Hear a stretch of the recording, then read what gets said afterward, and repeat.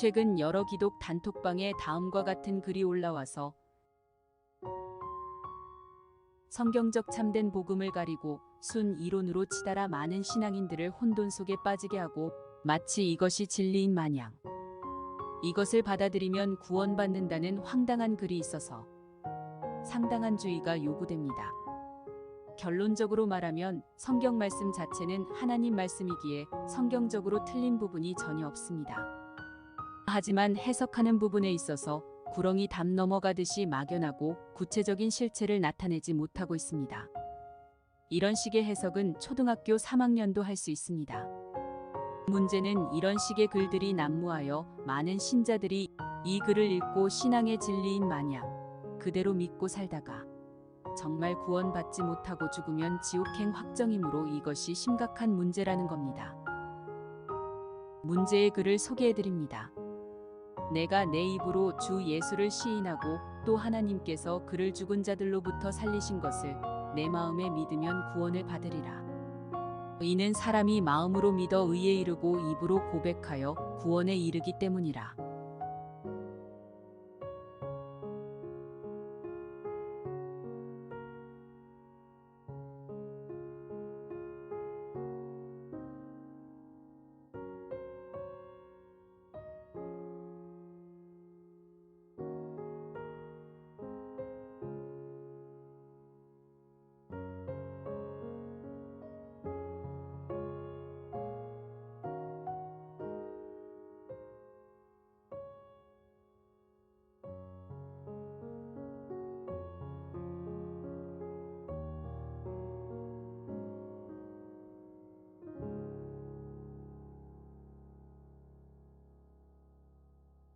다시 말씀드리지만 성경 말씀을 인용한 말씀 그 자체는 진리입니다.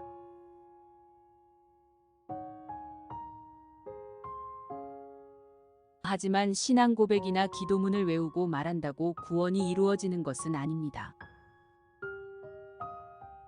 문제는 이 말씀이 마음속에서 자리를 잡아 자신의 것이 되느냐입니다.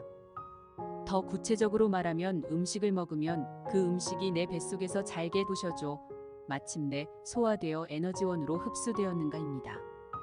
소화도 안 되는 음식을 먹기만 하면 결국 체에서 큰 낭패를 보기 때문입니다.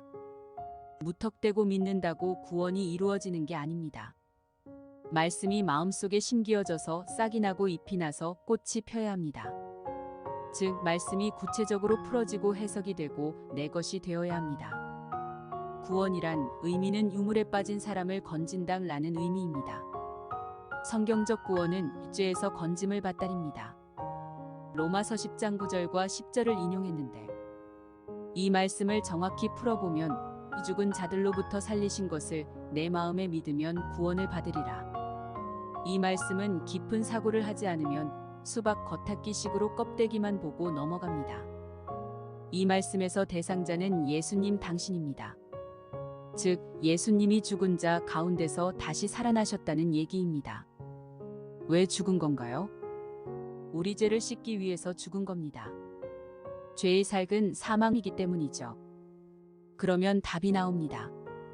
죽은 자들로부터 살리신 것을 내 마음에 믿으면 예수님이 내 죄를 씻기 위해서 사망을 지불하시고 무덤에 그대로 천년만년 있는 게 아니라 다시 살아나셨습니다. 이것은 재소자가 죄값을 치르기 위해서 교도소에 몇 년을 살고 출소하면 그 죄값을 치렀기 때문에 더 이상 법으로도 그 사람을 교도소에 가두어둘 수 없는 것과 같은 원리입니다. 더 이상 그 사람에게 죄를 물을 수 없습니다. 두 번째, 사람이 마음으로 믿어 의에 이르고 입으로 고백하여 구원에 이르기 때문이라. 여기서 대부분 신앙인들이 10중 8구는 넘어집니다.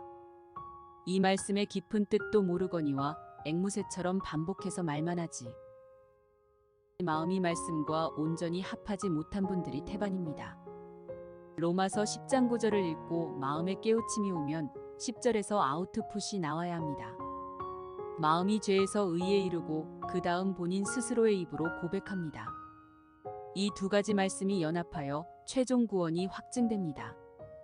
그런데 10절에서 그 사람이 마음으로 믿어 의에 이르고 즉 당신은 죄 사함 받았습니까? 네, 받았습니다. 당신은 거듭났어요? 네, 거듭났습니다. 당신은 구원받았나요? 네, 받았습니다. 이렇게는 대답을 잘합니다. 그런데 당신은 의인입니까? 당신은 마음에 죄가 있나요? 당신은 하나님처럼 거룩하나요? 다음과 같은 질문을 하면 10이면 10, 100이면 100. 이렇게 대답합니다. 세상에 의인이 어디 있어요? 우린 다 죄인이죠. 성경에 의인은 없나니 하나도 없다고 기록되어 있는데.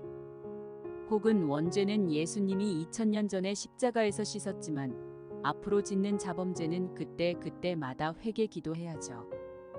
혹시 당신 이단 아닌가요? 교단이 어디 소속인가요? 이렇게 대답하는 사람은 100% 사탄입니다. 즉, 이런 부류의 사람은 죄사함 근처도 안 간 사람입니다. 말이 길어지는데 이것만 말씀드리고 정리하겠습니다. 창세기 2장에서 아담과 하와가 범죄하기 전 죄가 없는 완전한 무흠의 인간을 한번 보겠습니다. 여호와 하나님이 흙으로 사람을 지으시고 생기를 그 코에 불어넣으시니 사람이 생명이 된지라. 우리 육체는 흙에서 왔고 우리 영은 하나님께로부터 왔습니다. 그 영은 죄가 없는 거룩한 영입니다. 이해되시죠? 또 한 구절 보겠습니다. 베드로가 가로되 너희가 회개하여 각각 예수 그리스도의 이름으로 세례를 받고 죄사함을 얻으라. 그리하면 성령을 선물로 받으리니. 죄사함 받은 사람에게 성령이 임합니다. 방언하고 환상을 보고 입신하고 이상한 체험한다고 성령이 오는 게 아니라는 말입니다. 성령은 죄를 사함 받은 사람에게 임합니다. 이 성령은 하나님의 영입니다. 창세기 2장 7절의 그 영입니다. 즉 거룩한 영입니다. 그래서 가칭 본인이 죄 사함 받았다는 사람에게 당신은 의인입니까? 당신은 마음에 죄가 있나요? 당신은 하나님처럼 거룩하나요? 라고 물어보는 게 성경적으로 틀린 질문인가요? 단순히 예수님이 하나님의 아들이다. 죽었다가 살아나셨다. 이런 단편적인 얘기는 귀신도 알고 있는 내용입니다. 2000년 전 예수님께서 당시 유대 땅바다 건너편 거라사인의 지방에 이르렀을 때 더러운 귀신 들린 사람이 무덤 사이에서 나와 예수를 만나면서 하는 말이 있습니다.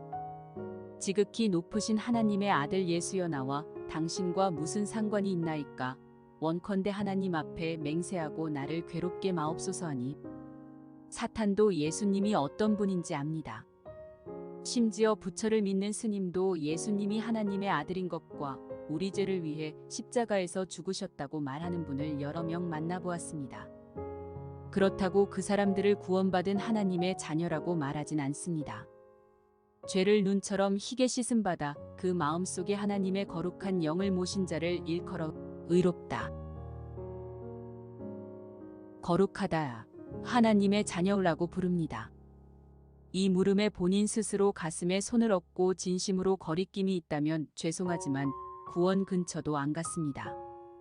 예수님께서 성경에서 좁은 문에 대해 말씀하심이 그냥 하신 말씀이 아님을 깊이 생각해 보셔야 합니다. 다시 말하지만 구원은 마음이 죄에서 해방을 받아 나는 의롭다, 나는 거룩하다, 이 고백이 나와야 합니다. 참 안타까운 현실은 오늘날 한국교회는 99% 사탄의 교리를 가르칩니다. 신학교에 배출한 소위 말하는 강도사라는 제도를 통해 목사고시를 통해 교단에 선 거짓 목회자들이 신자들을 지옥자식으로 몰아가고 있고 참된 진리의 복음을 전하는 의인과 참된 교회를 이단몰이로 마녀 사냥하는 걸 보면 2000년 전 예수님 당시 겪었던 모양새와 너무나 똑같음을 부인할 수 없습니다. 성경 말씀은 앵무새처럼 되뇌이며 말은 잘도 하지만 마음이 죄에서 온전히 벗어나지 못한 자이면 신구약 성경 전체를 다 외운 사람일지라도 죄송하지만 지옥자식입니다. 위에 인용된 글처럼 예수님이 내 죄를 위하여 십자가에서 피 흘려 죽으시고 부활한 사실을 믿는다고 고백은 했는데 여전히 마음에 죄가 남아있는 것 같아서 나는 의인이다, 나는 거룩한 자다 이 고백을 못한다면 그 사람은 하나님과 아무 상관이 없는 사람입니다. 우리가 언젠가는 하나님의 심판대 앞에 서게 됩니다. 성경은 그때 인간은 하나님의 보좌 앞에서 각인이 직고하게 된다고 말합니다. 거룩하신 하나님의 어미한 보좌 앞에서 그분의 불꽃 같은 눈빛으로 너는 죄인이냐? 의인이냐? 라는 질문에 여러분은 마음에서 확실한 믿음의 대답을 할 수 있는 준비가 되어 있나요? 그래서 결론적으로 앞서 언급했던 저런 식의 전도 방식이 마치 구원의 최종 해법인 것처럼 여기저기 단톡방에 도배하시는 분들이 최근 부쩍 늘어나고 있습니다. 많은 주의가 요구됩니다. 그리스도인이라면 성경을 정확히 알아야 합니다. 그리고 말씀의 껍데기, 즉 표면이 아니라 말씀 속에 담긴 하나님의 마음을 발견하는 것이 무엇보다 중요합니다. 감사합니다.